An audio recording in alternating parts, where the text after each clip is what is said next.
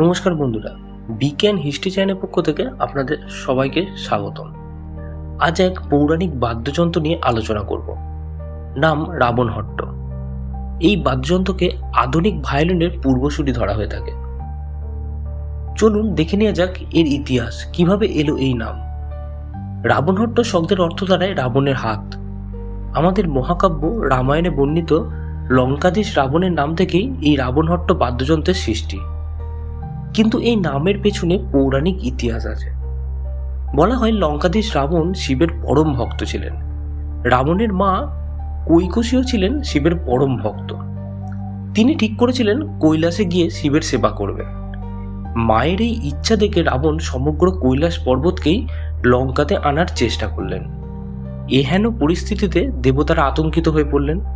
রাবণ তার 10 হাত দিয়ে কৈলাস পর্বতকে ওঠালেন। ঠিক এই সময় দেবতাদের ত্রাতা হয়ে এলেন শিব। তিনি পায়ের আঙুল দিয়ে চেপে ধরলেন কৈলাস পর্বত। আর এই সময় রাবণের এক হাত ও একটি মাথা পর্বতের নিচে চাপা পড়ে গেল। মহা বিপদে পড়লেন রাবণ। তখন শিবকে সন্তুষ্ট করতে নিজের হাত ও মাথার চুল দিয়ে তৈরি করলেন এক বাদ্যযন্ত্র। সৃষ্টি হলো রাবণহট্ট। বলা হয় এই বাদ্যযন্ত্র বাজিয়েই শিবকে তিনি খুশি করেছিলেন। এইভাবে শ্রীলঙ্কাতে হেলা সম্প্রদায়ের মধ্যে এই বাদ্যযন্ত্রের প্রচলন দেখা যায়। কিন্তু প্রশ্ন হলো, ভারতে কিভাবে এলো এই বাদ্যযন্ত্র? পৌরাণিক মতে রাম রাবণের যুদ্ধের শেষে জয়ী রামের পরম ভক্ত হনুমান জয়স্মারক হিসাবে এই বাদ্যযন্ত্রটি ভারতে নিয়ে আসেন। অন্য মতে রাবণের শ্বশুরবাড়ি ছিল মধ্যপ্রদেশের মান্দাসোর জেলায়। সেই সূত্রেই এই বাদ্যযন্ত্র কোনোভাবে এখানে এসেছিল। এবার আসা যাক এর গঠন শৈলী নিয়ে। কিভাবে এটি তৈরি হয়েছিল? বাঁশ আর নারকেলের খোল দিয়ে এই বাদ্যযন্ত্র তৈরি হয়। রাবণহট্টর 2টি অংশ। একটি অংশ নারকেল খোল, লাউ বা কাঠের খোল দিয়ে তৈরি, যেটি দিয়ে বাজনার বেস তৈরি হয়। এই খোলটি ঢাকা থাকে ভেড়া বা ছাগলের চামড়া দিয়ে।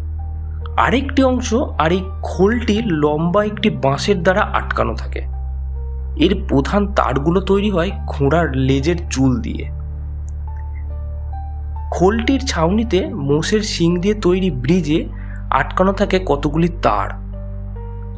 ছড় দিয়ে এটি বাজানো হয়। একটি বাঁকানো লাঠিতে ছড়ের সাথে লাগানো থাকে ঘোড়ার কেশর ও সাথে ঘুঙুরও।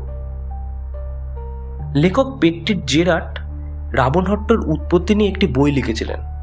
তিনি এখানে বাদ্যযন্ত্রটি শ্রীলঙ্কা থেকে কিভাবে ভারতে এলো এই বিষয়ে বিস্তারিত আলোচনা করেছেন। ইউরোপের সঙ্গীতজ্ঞ জব্বর রাবণহট্ট নিয়ে কাজ করেছেন। রাজস্থান, গুজরাটে কিছু সম্প্রদায়ের মধ্যে এখনও রাবণহট্ট বাজাতে দেখা যায়। তবে সময়ের সাথে সাথে রাবণহট্টের রূপ অনেক পাল্টেছে। প্রাচীনকালে ঘোড়ার কেশরের তারের জায়গায় এখন স্টিলের তার ব্যবহার করা হয়।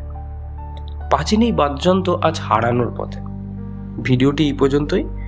বিষয়টি ভালো লাগলে অবশ্যই চ্যানেলটি সাবস্ক্রাইব করবেন। ভিডিওটি দেখার জন্য অসংখ্য ধন্যবাদ।